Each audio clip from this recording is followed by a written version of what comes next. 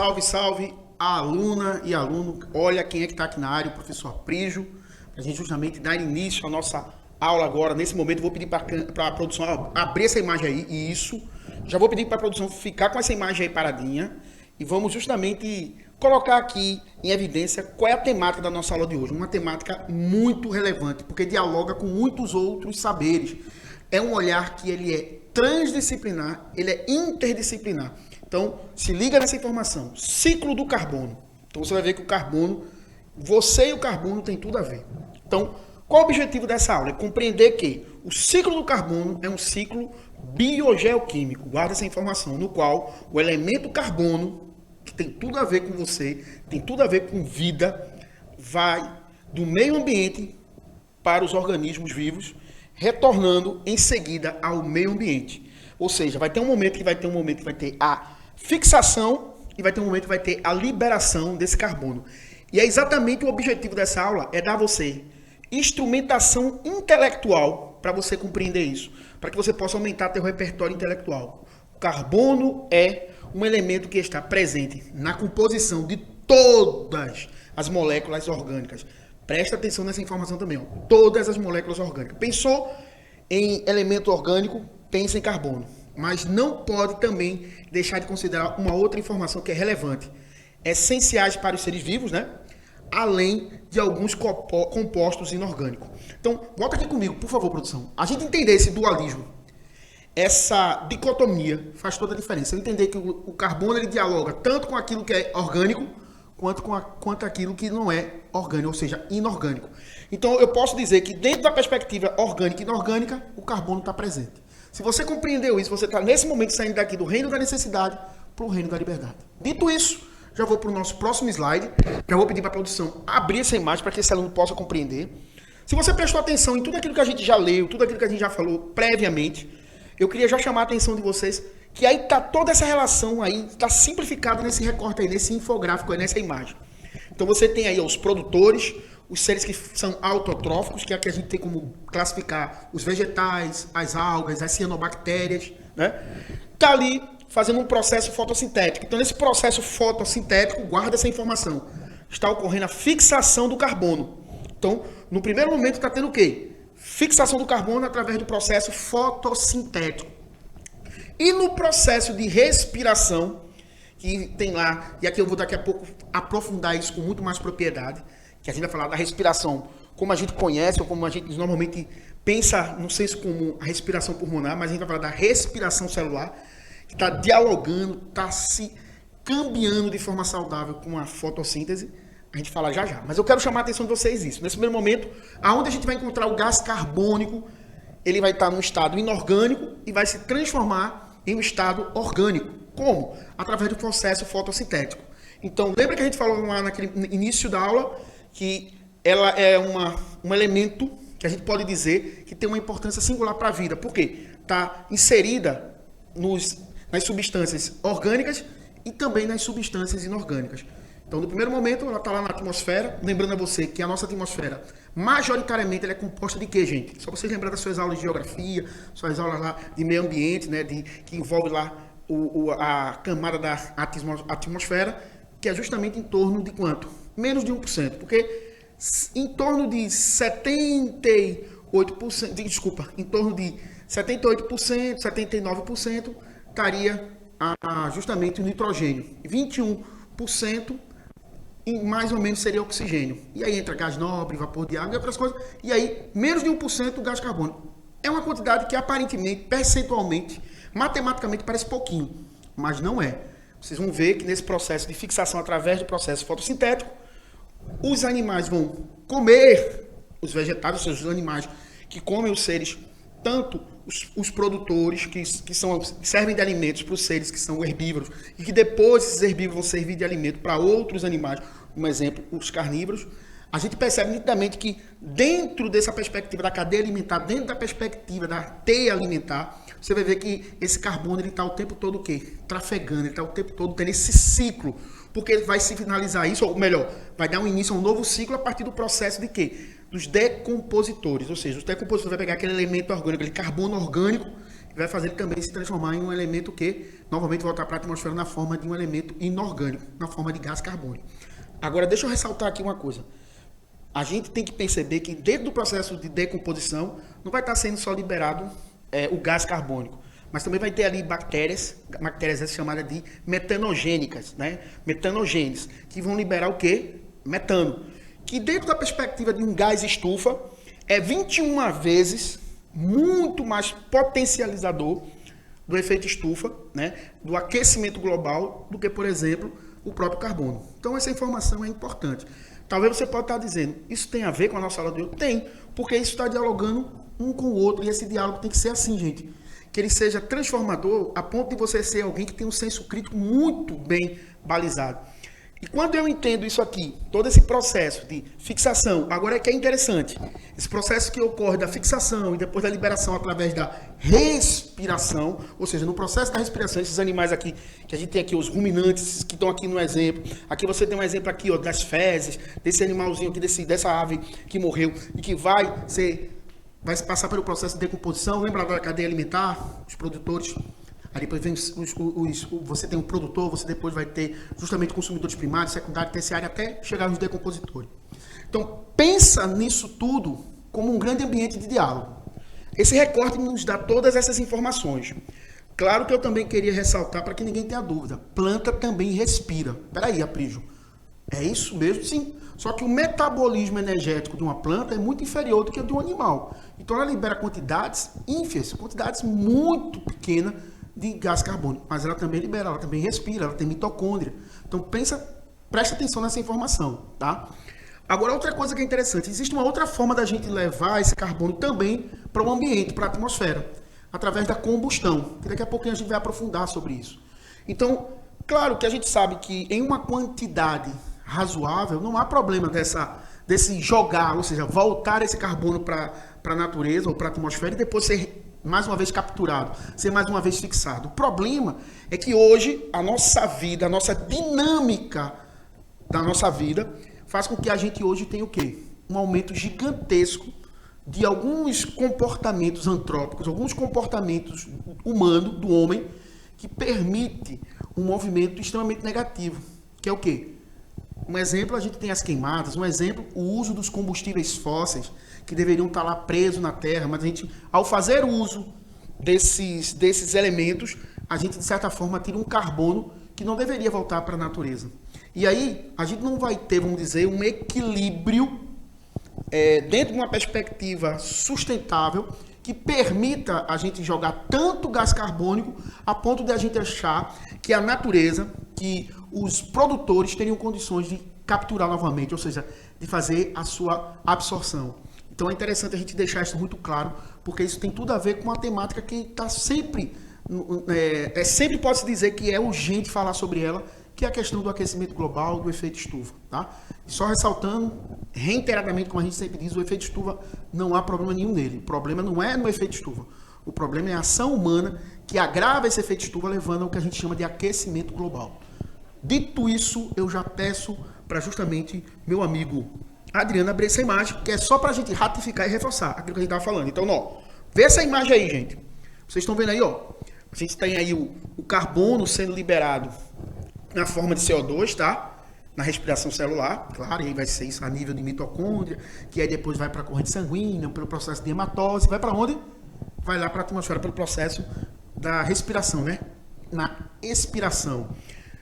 Existe um processo que a gente conhece muito mesmo, que é a fotossíntese, super famoso, que é feito lá nos cloroplastos, que através da luz solar, através da luz, vai fazer o quê? Um processo de pegar esse carbono inorgânico e transformar ele em carbono orgânico.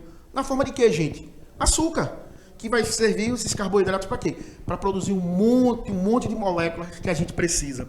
E aí, ó, como vocês estão vendo, a entrada desse carbono na forma de açúcar, tá? E aí, claro, tem uma função muito singular, muito importante, que é o quê?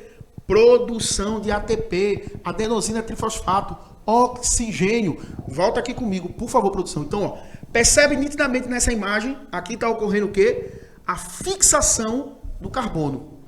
Que daí esse carbono inorgânico vai se transformar em um carbono orgânico, tendo como representante os carboidratos, os açúcares, né? Os glicídios. No caso aí do vegetal, a gente pode citar um exemplo, por exemplo, de uma açúcar estrutural que tem uma importância singular, que é, por exemplo, a celulose, por exemplo, o próprio amido. Então você percebe nitidamente a importância do carbono quando a gente olha a partir desse prisma, a partir dessa perspectiva. E daí, ó, nesse processo fotossintético, você vai ter esse carbono que vai ser usado pelo processo o quê? De metabolismo energético para a produção de energia, que daí vai voltar novamente para o meio ambiente, para a atmosfera, na forma de gás carbônico. Então, isso é um ciclo que ele é virtuoso quando ocorre isso aqui, ó, gente, esse equilíbrio, né? Ocorre um equilíbrio, ou seja, daquilo que é lançado, aquilo que é colocado novamente na atmosfera é aquilo que é captado pela natureza, que é captado pelos grupos dos vegetais, das algas e das cianobactérias, dos seres autótrofos. Então, já vou para o nosso próximo slide, já vou pedir para o meu grande amigo abrir essa imagem, falando mais uma vez aqui da questão da combustão. Queria ressaltar para vocês, volta aqui comigo, por favor, meu amigo Adriano. Voltando mais uma vez, gente, lembra-se lá quando a gente falou dos combustíveis fósseis, lá há 100 milhões de anos, há 200 milhões de anos, há 65 milhões de anos, se a gente for mais preciso, que é a data, o hiato de tempo que diz que os dinossauros, né, se extinguiram naquela era Triássico, Jurássico, Cretáceo, na era Mesozoica, tá? Fazendo essa digressão histórica. Veja que coisa interessante. Você vai ter, infelizmente, um processo de combustão, quando você queima os combustíveis fósseis, quando você faz o uso do combustível fóssil para a produção de querosene, para criação de diesel, para a produção de diesel, de gasolina. E esse combustível, gente, ele ficava lá preso na terra, sem fazer mal a ninguém. Mas, na prática, a nossa matriz energética é muito dependente dos combustíveis fósseis. E a gente não precisa dizer do período pode-se dizer assim, da Revolução Industrial, ou seja, da metade do século XVIII para cá, a gente pode dizer como o uso dos combustíveis fósseis está impactando o nosso planeta, a nossa casa em comum. Então, são informações, gente, que estão dialogando com muitos outros saberes. Então, guarda essa informação que faz toda a diferença. Então, falar de combustão é também um processo, como a gente sabe claramente, que também está lançando, muitas vezes de forma exagerada, a presença de gás carbônico. Que muitas vezes a quantidade é tão grande que os vegetais, as algas, as cianobactérias não teriam como, vamos dizer, fixar, capturar, trazer novamente para se tornar em uma molécula orgânica. E aí a gente vai ter uma combustão que é completa e incompleta. A combustão completa é aquela que produz o CO2, o dióxido de carbono. E a incompleta, monóxido de carbono, que, diga-se de passagem, muito perigoso para a saúde humana, tá? Pode levar você, se você tiver uma intoxicação com o monóxido de carbono, a óbito, porque você vai entrar em estado de anoxia e de hipoxia, ou seja, a baixa de oxigênio nos tecidos e até mesmo, em alguns casos, a falta total, a necrose, a morte. Imagina você estar em estado de anoxia, você ter a morte de tecido nervoso. Então, outra informação que eu acho que é muito relevante, que é muito importante. Claro, a gente já falou em outras aulas, e o objetivo da gente aqui é dar essa possibilidade de você se inquietar e você procurar pesquisar, procurar estudar mais sobre isso. Para quê? Para que você fortaleça o teu saber. Então, vamos lá para o nosso próximo slide, que é aquele momento que eu acho que também é importante a gente chamar a atenção mais uma vez, que é sobre os decompositores, tá? Os decompositores também, ou seja, no processo de decomposição, feito por bactérias e fungos, tá? Tá lembrado lá da cadeia alimentar? Então, esse ciclo ele tá o tempo todo se renovando. Então, aí, ó, você tem os elementos orgânicos que vão se transformar em elementos inorgânicos. Então, o CO2 ele volta também para a atmosfera a partir desse processo. Mas lembra que não só o CO2, o metano também. Existem as bactérias metanogênicas, metanogênes, como a gente já falou, que também está liberando um gás que é altamente estufa, né? Chega a ser o quê? 21 vezes mais potencializador do efeito estufa. Então, abre essa imagem para esse aluno se apropriar dessa informação e já vou para o nosso próximo slide, que é aquele momento fofo, importante, que é você precisa saber. E aí você pode estar se perguntando o que é que eu preciso saber. E aí, já vou pedir para a produção voltar aqui comigo. Isso, perfeito. Olha esse recorte, olha essa imagem. Está falando de forma muito simples, ou de uma forma enxuta, mas não simplista, o que a gente falou até agora. É você entender que está aqui, ó, o gás carbônico atmosférico, em torno de menos de 1%. Esse gás carbônico ele vai ser fixado, ele vai ser, ó, preste atenção nessa palavra, sequestrado. Ou seja, o sequestro desse carbono, ele vai se transformar em um carbono, através do processo fotossintético, em um carbono o quê? Carbono orgânico. Esse carbono que vai ter essa estruturação, essa característica para estruturar aquela substância orgânica, como por exemplo o açúcar, que vai ser usado para a produção de outros elementos, os carboidratos, ele é fixado.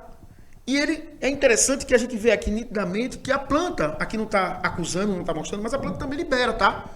Gás carbônico. Mas é tão pouco comparado aos animais, né, os seres que são consumidores. E nesse processo há uma coisa que é liberada também, que é muito positiva para a natureza, que é o oxigênio. Então, vê que coisa legal. E lembrando, só para que ninguém fique triste e talvez até decepcionado, a gente muitas vezes pensa que o oxigênio, né, que está aí presente, sabe a imagem aí, do outro voltou, esse oxigênio, muitas vezes a pessoa pensa que ele veio lá do gás carbônico. Não, esse oxigênio ele vem da água, tá? Então, se liga que nesse todo esse processo fotossintético existem outros elementos envolvidos, né, que estão aí dialogando. Mas o que eu quero chamar a atenção de vocês é que a planta, o seu processo de fotólise da água, ela libera esse oxigênio e ela não faz isso por bondade. Claro que a gente vai olhar com bons olhos, mas ela faz porque faz parte do próprio processo fotossintético e metabólico dela, tá? Então fica essa informação. Talvez alguém aqui vai ficar decepcionado, vai ficar triste, né? Não vai olhar com aquele olhar mais romântico. Poxa, eu sempre pensei que as plantas faziam isso por generosidade, né? A espécie humana, todos os demais animais. Triste o que eu te disse, pode até ter sido, mas lembre-se que aqui é um ambiente de quê? De dar conhecimento, porque conhecimento é poder, como diria o famoso Chico Toicinho, também conhecido como Francis Bacon. E aí, como eu falei, eu queria reforçar esse conceito de sequestro de carbono. Eu não preciso dizer para vocês que a Conferência Internacional, né, do Meio Ambiente, do Clima, né, que teve recentemente, né, a gente chama muita atenção de uma coisa chamada de economia verde. Uma economia com menos carbono. Uma economia com menos carbono tem a ver com isso, com menos desmatamento, menos uso de combustível fóssil, a capacidade de reciclar, de reutilizar, de você repensar a tua forma de consumir, a tua forma de ter relação, de como você flerta com essa ideia fetichizante de estar o tempo todo consumindo. Isso tem tudo a ver com isso aqui também, gente, sequestro de carbono. Então, o próprio ato de você promover o plantio, empresas, entidades, órgãos que estão intimamente sensíveis a essa temática, tem a ver com isso, essa ideia aí, sequestro de carbono. E aqui vocês podem ver que é o conceito que a gente falou. E nesse processo de sequestro de carbono, é exatamente você dar essa oportunidade de você ter uma quantidade muito maior de agentes biológicos, como os vegetais, as algas, as bactérias, as cianobactérias, sequestrando esse calor, fixando esse carbono. Calor não, gente, perdão. Esse carbono. E essa fixação desse carbono, consequentemente, vai fazer com que o nosso meio ambiente fique mais sustentável e, com certeza, vai impactar muito o efeito estufa. E aí, depois de tudo isso, vou pedir para a produção abrir essa imagem. Abra essa imagem aí, por favor, Adriano. Se apropria desses saberes, apropria desse conhecimento, porque é importante. Já vou, nesse momento, pedir para ele voltar novamente aqui comigo. Segura um pouquinho essa imagem só para os alunos saberem quais são as nossas referências bibliográficas. Volta aqui com o tio Aprígio. Já gostaria, nesse momento, de agradecer a todos os atores aqui envolvidos. Como sempre, reiteradamente eu agradeço a minha amiga Bárbara, como eu sempre gosto de reforçar, e eu acho que nunca é pouco, desculpa, nunca é demais. Eu sempre gosto de deixar registrado uma coisa. Ela é uma gigante. Por quê? Porque ela está promovendo essa mediação de relevância, essa ponte que ela consegue fazer com tanta excelência para um ambiente de quê? De inclusão. E agradecer a produção, agradecer a Adriano por ser essa pessoa cheia de paciência e muito generosa aqui com a gente aqui no estúdio. Claro, eu não podia também não deixar de registrar com letras garrafais meu muito obrigado a você, aluna e aluno. Por quê? Isso aqui só é possível, gente, por causa de você, monstrinho e monstrinha do meu coração. Então, dito tudo isso, abra essa imagem aí, por favor. Fui!